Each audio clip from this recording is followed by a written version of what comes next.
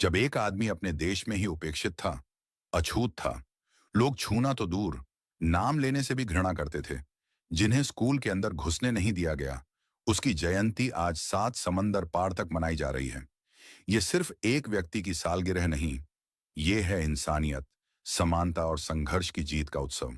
जानिए कैसे बाबा साहब भीमराव अंबेडकर की जयंती आज दुनिया के कोने कोने में एक रोशनी की तरह फैल रही है। आज हम बात करेंगे कि भारत के अलावा और वो कौन कौन से देश हैं जहां 14 अप्रैल को बाबा साहब की जयंती मनाई जाती है। अगर इस वीडियो को आप पूरा नहीं देख सकते तो इसे यही छोड़ दीजिए, क्योंकि ये वीडियो बाबा साहब को अपना हीरो मानने वाले साथियों के लिए है। जय भीम साथियों, आप देख रहे हैं आज का अंबेडकरवादी यूट्यूब चैनल। इस चैनल पर आप पहली बार आए हैं तो सब्सक्राइब जरूर कीजिए, और अगर आपने सब्सक्राइब कर लिया है तो कमेंट्स में जय भीम लिखकर यह जरूर बताइए कि इस वीडियो को आप किस गांव शहर से देख रहे हैं।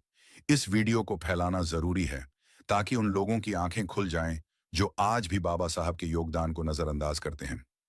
14 अप्रैल तारीख वही है, लेकिन हर साल इसकी चमक और गूंज और भी ज्यादा बढ़ती जा रही है। यह सिर्फ भारत के लिए नहीं, बल्कि पूरी दुनिया के लिए सामाजिक न्याय, मानवाधिकार और समानता का दिन बन चुका है। भारत की बात करें तो यह दिन किसी त्योहार से कम नहीं होता। हर राज्य, हर गली, हर चौराहे पर बाबा साहब की प्रतिमा को फूलों से सजाया जाता है। स्कूलों में भाषण होते हैं, जुलूस निकलते हैं और संविधान की शपथें ली जाती हैं। लेकिन इस बार 2025 में यह उत्सव सिर्फ यही नहीं रुकेगा। दूसरी तरफ समुंदर पार अमेरिका में, न्यूयॉर्क की ठंडी हवाओं में जब जय भीम की गूंज सुनाई देती है तो दिल गर्व से भर उठता है। वहां अब इसे अम्बेडकर इक्विटी डे के नाम से मान्यता मिल चुकी है। कोलोराडो में लोग बाबा साहब के चित्रों के साथ रैली निकालते हैं, जहां लोग अलग अलग रंग, नस्ल और पृष्ठभूमि से आकर एक ही आवाज में कहते हैं, सबके लिए समानता।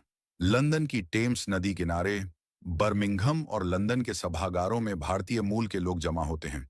उनकी आंखों में गर्व होता है और हाथों में संविधान।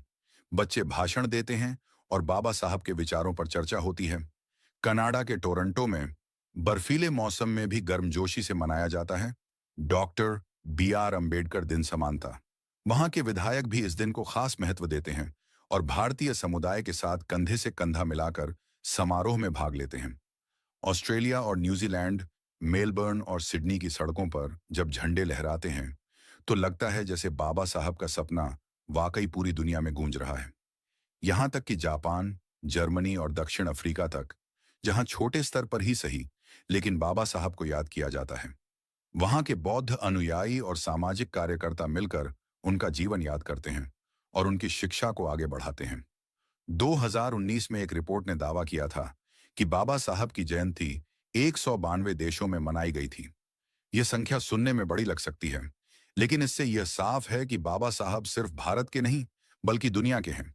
तो इस बार 2025 में भी जहां जहां इंसानियत है, जहां जहां समानता की पुकार है, वहां वहां बाबा साहब की जयंती मनाई जाएगी। भले ही वो जगह अमेरिका की गलियां हों या अफ्रीका का कोई छोटा सा गांव, अगर वहां कोई बाबा साहब का अनुयायी है तो वहां 14 अप्रैल एक त्योहार होगा, क्योंकि ये जयंती नहीं, ये क्रांति का जश्न है। और याद रखिए, अगर आज आप खुलकर सांस ले पा रहे हैं, स्कूल में पढ़ पा रहे हैं, अपने हक की बात कर पा रहे हैं, तो वो इसलिए क्योंकि किसी ने कभी आपके लिए रातें जागकर संविधान लिखा था। किसी ने जाति, छुआछूत और भेदभाव की जंजीरें तोड़ने की कीमत अपने आंसुओं और खून से चुकाई थी। वो थे भीमराव अंबेडकर। अब बारी हमारी है। शिक्षा हमारी ढाल है, विचार हमारी तलवार, और मिशन हमारा है न्याय, समानता और आत्मसम्मान।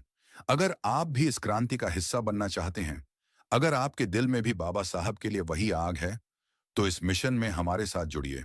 इस चैनल को सब्सक्राइब करें, वीडियो को शेयर करें और मिलकर आवाज बने उस भारत की जिसका सपना बाबा साहब ने देखा था। क्योंकि लड़ाई अभी बाकी है, क्रांति अभी जिंदा है और इतिहास फिर से लिखा जाएगा आपके साथ। जय भीम, जय भारत।